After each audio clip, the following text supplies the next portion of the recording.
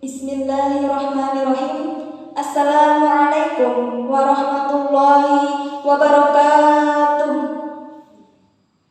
Alhamdulillah. Alhamdulillahilladzi an'amna bi ni'matil iman wal islam.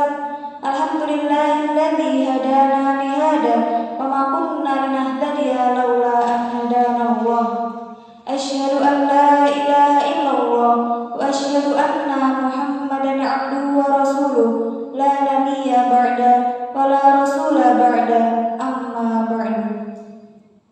Hadirin yang dirahmati oleh Allah, alhamdulillah Allah Subhanahu wa taala masih memberikan kita nikmat yang begitu luar biasa, terutama nikmat iman dan Islam.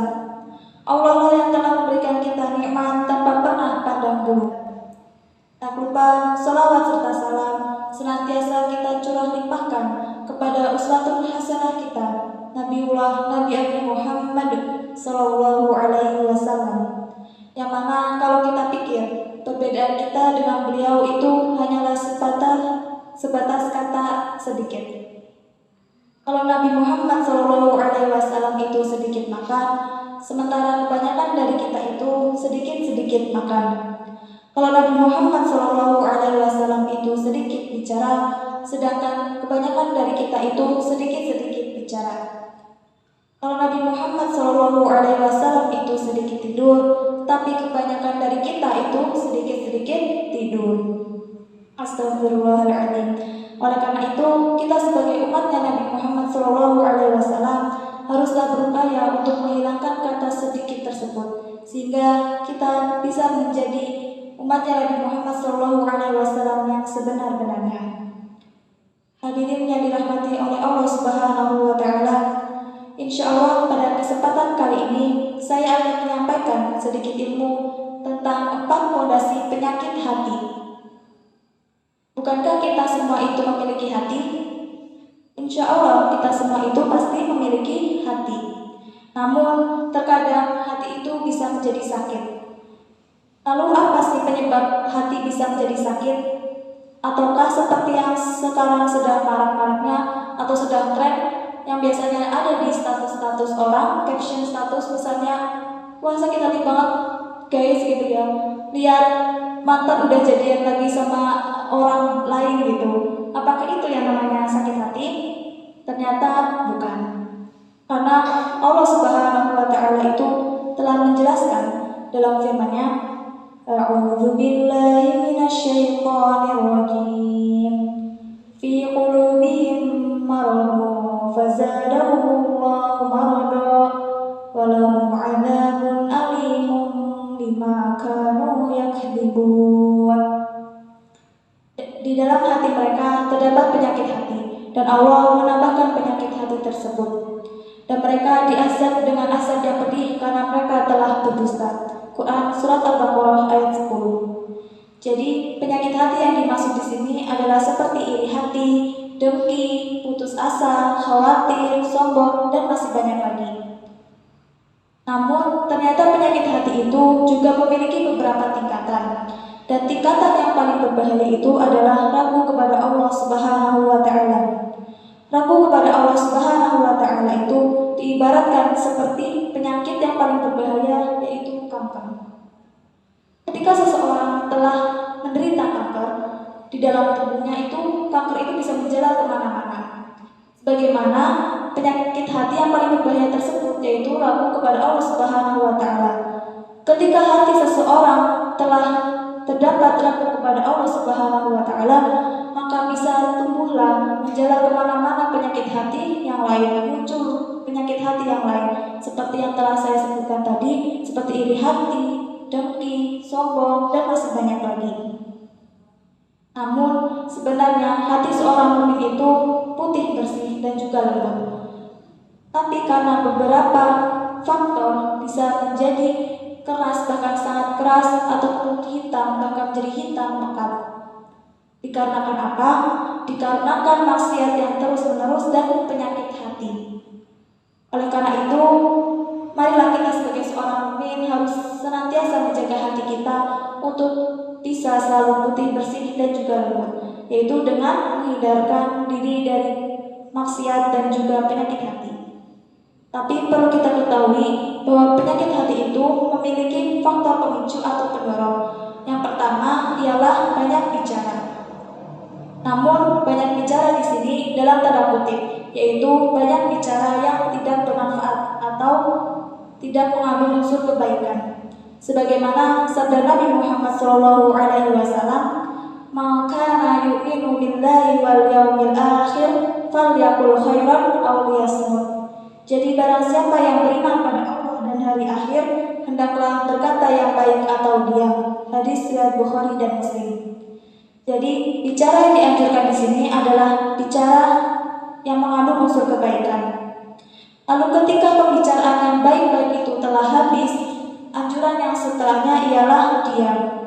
Karena ketika pembicaraan yang baik-baik itu telah habis, namun kita masih tetap berbicara, dikhawatirkan akan timbullah muncul pembicaraan yang tidak baik, seperti riba, ria, dan sebagainya.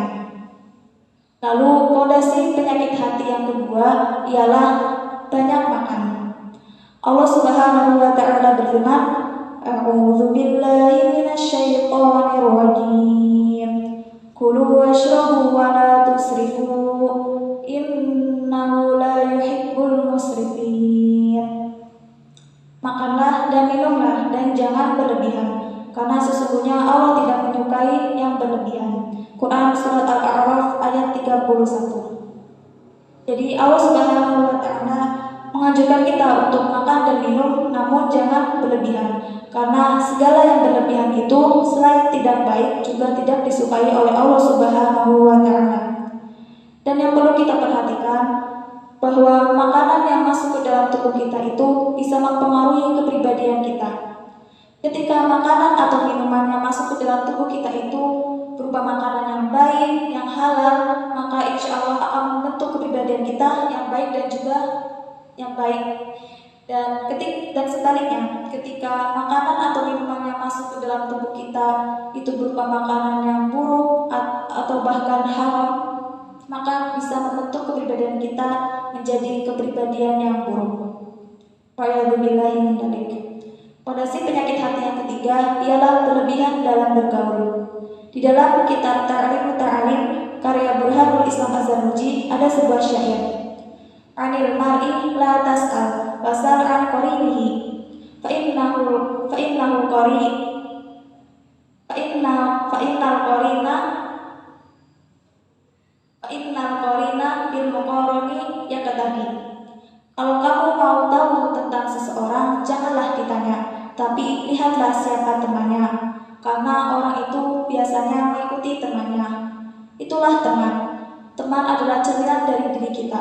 Kita boleh berteman dengan siapapun, namun kita harus bisa selektif ketika kita memilih teman dekat. Karena apa? Karena teman itu sangat mempengaruhi diri kita.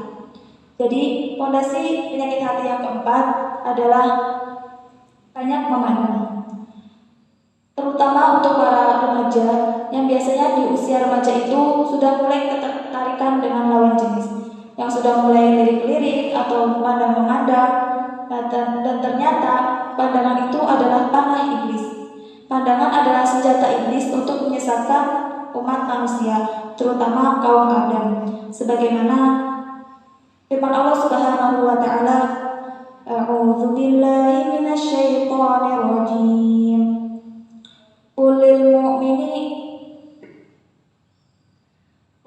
mu'minina yaghuddu min absarihim wa yahfazu furujahum, dzalika azka lahum, innallaha khabirun bima yasna'un." Katakanlah kepada laki-laki yang beriman untuk menjaga pandangannya dan juga kemaluannya. Yang demikian itu lebih suci bagi mereka. Sesungguhnya Allah mengetahui segala yang mereka perbuat. Quran surat An-Nur ayat 30. Dalam ayat ini Allah Subhanahu wa taala telah memerintahkan kepada kita untuk senantiasa menjaga pandangan kita, bukan hanya kaum lelaki namun juga kaum perempuan. Karena di dalam ayat 31 Quran surat An-Nur Allah juga mengatakan qulil mu'minat. Jadi itulah bahayanya pandangan. Bahkan dalam ungkapan modern atau ungkapan zaman sekarang itu Ada sebuah ungkapan mengatakan dari mata turun ke hati. Itulah 4 fondasi penyakit hati. Ketika 4 racun ini mulai terbuka atau mulai kita lakukan, walaupun hanya 1, itu bisa memunculkan benih-benih keburukan. Lalu bagaimana ketika keempat-empatnya itu kita lakukan? Maka maka keburukan yang lebih buruk itu bisa terjadi. Demikian yang dapat saya sampaikan. Bila mana ada kesalahan, saya mohon maaf sebesar-besarnya. Dan bila mana ada kebenaran, itu datangnya dari Allah Subhanahu wa Ta'ala. Syukran. Wassalamualaikum warahmatullahi wabarakatuh.